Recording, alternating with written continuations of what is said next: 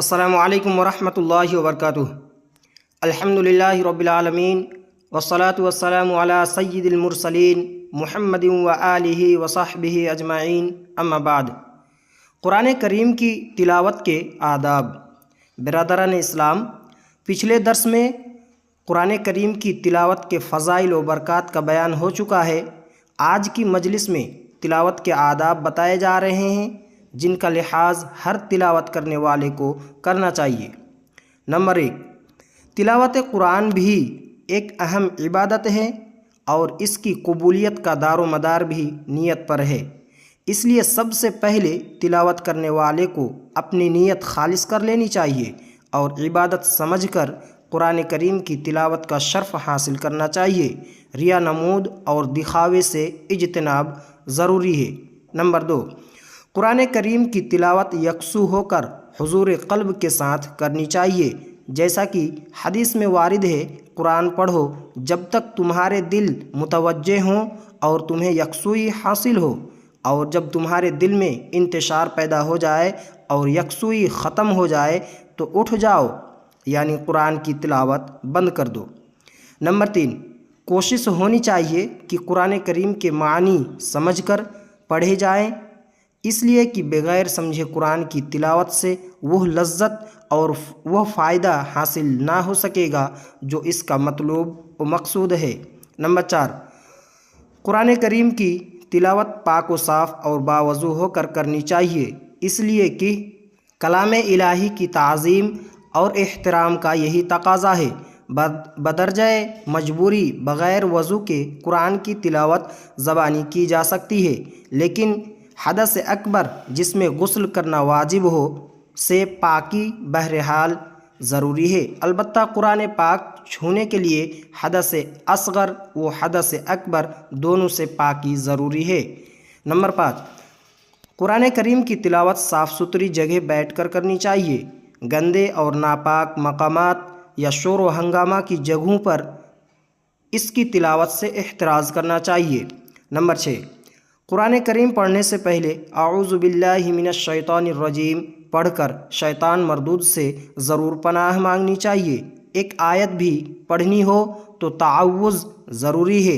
ارشاد الہی ہے، فَإِذَا قَرَأْتَ الْقُرْآنَ فَاسْتَعِذْ بِاللَّهِ مِنَ الشَّيْطَانِ الرَّجِيمِ، جب قرآن پڑھو تو شیطان مردود سے اللہ کی پناہ طلب کرو۔ نمبر 7، صحت مخارج اور تلفظ کی صحیح ادائیگی کا خیال رکھنا چاہیے، اس لیے کہ بسا اوقات غلط تلفظ سے معنی بدلنے کا اندیشہ ہوتا ہے۔ اسی طرح قرآن ٹھہر ٹھہر کر اچھی آواز سے پڑھنے کی کوشش کرنی چاہیے۔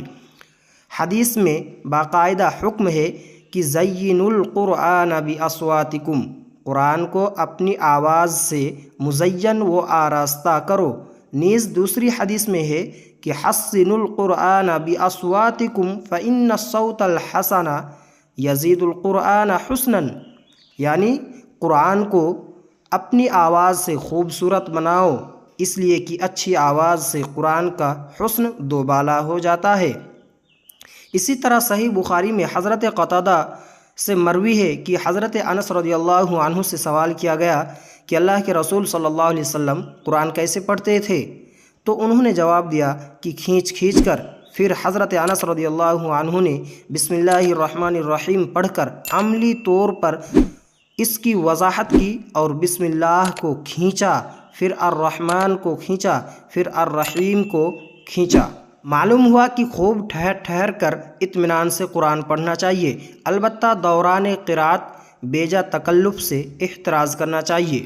نمبر 8، قرآن کی تلاوت بآواز بلند افضل ہے، البتہ اگر پاس میں کوئی سو رہا ہے یا نماز پڑھ رہا ہے یا ذکر و تلاوت میں مصروف ہے اور بلند خوانی سے اس کی نماز تلاوت یا آرام میں خلل کا اندیشہ ہو تو قرآن کی تلاوت آہستہ کرنی چاہیے، پھر بھی اتنی آواز تو نکلنی ہی چاہیے جسے کم از کم پڑھنے والا سن سکے۔ نمبر 9، جب سجدہ کی آیت سے گزریں تو مسنون و مستحب ہے کہ سجدہ تلاوت کریں، خواہ وہ وقت ایسا کیوں نہ ہو جس میں نماز پڑھنی ممنوع یا مکروہ ہو۔ نمبر 10، جب قاری ایسی آیتوں پر پہنچے جن میں جہنم، اللہ کے عذاب یا معذب قوموں کا تذکرہ ہو تو پڑھنے اور سننے والوں کو ان چیزوں سے اللہ کی پناہ مانگنی چاہیے، اور جہاں جنت اور اللہ کی نعمتوں کا ذکر ہو تو اللہ سے ان کا سوال کرنا چاہیے۔ نمبر 11، کبھی کبھار قرآن کریم دوسروں سے بھی سننا چاہیے، بالخصوص اچھی اور پرسوز آواز سے دلوں میں اثر پیدا ہوتا ہے۔ چنانچہ بخاری مسلم کی روایت ہے کہ رسول اللہ صلی اللہ علیہ وسلم نے ایک بار حضرت عبداللہ بن مسعود رضی اللہ عنہما سے برسر منبر فرمائش کی کہ مجھے قرآن سناؤ۔ حضرت عبداللہ بن مسعود رضی اللہ عنہما نے متعجب ہو کر سوال کیا کہ میں آپ کو قرآن سناؤں، حالانکہ وہ آپ ہی پر نازل کیا گیا ہے؟ تو آپ صلی اللہ علیہ وسلم نے فرمایا کہ میری خواہش ہے کہ اپنے علاوہ دوسروں سے اس کی قرأت سنو۔ چنانچہ عبداللہ بن مسعود رضی اللہ عنہما نے سورہ نساء کی تلاوت شروع کی، اور جب وہ اس آیت پر پہنچے فَكَيْفَ إِذَا جِئْنَا مِن كُلِّ أُمَّةٍ بِشَهِيدٍ وَجِئْنَا بِكَ عَلَى هَؤُلَاءِ شَهِيدًا، آپ جذبات سے بے قابو ہو گئے اور ابن مسعود رضی اللہ عنہ سے فرمایا کہ حسبک الآن، اب بس کرو۔ ابن مسعود رضی اللہ عنہما کا بیان ہے کہ میں نے جب قرأت بند کر کے آپ پر نظر ڈالی تو آپ کی آنکھیں اشک بار تھیں اور ان سے آنسو بہہ رہے تھے۔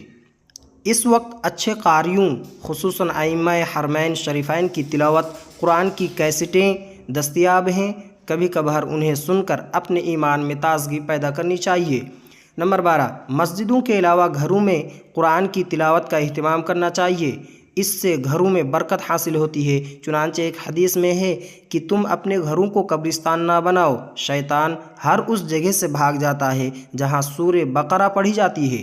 نمبر 13، ہر مسلمان کو قرآن مجید حفظ کرنے یا کم از کم اس کی خاص صورتوں اور آیتوں کے یاد کرنے کا اہتمام کرنا چاہیے، اس لیے کہ صحیح حدیث میں حفظ قرآن کے بڑے فضائل ذکر کیے گئے ہیں۔ چنانچہ عبداللہ بن عمر بن عاص رضی اللہ عنہما نبی کریم صلی اللہ علیہ وسلم سے روایت کرتے ہیں کہ آپ صلی اللہ علیہ وسلم نے فرمایا، صاحب قرآن سے قیامت کے دن کہا جائے گا، اقرأ وارتقی ورتل کما کنت ترتل فی الدنیا فإن منزلتک عند آخر آیت کما تقرأ بها۔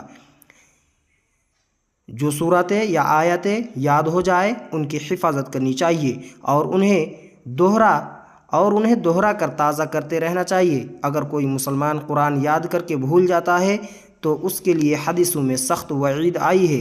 اللہ تعالی ہمارے دلوں کو قرآن کی روشنی سے معمور کر دے اور اس کے احکام پر چلنے کی توفیق بخشے، اور ہمیشہ تلاوت اور ذکر الہی میں مشغول رہنے کی سعادت سے نوازے، آمین۔ السلام علیکم ورحمۃ اللہ۔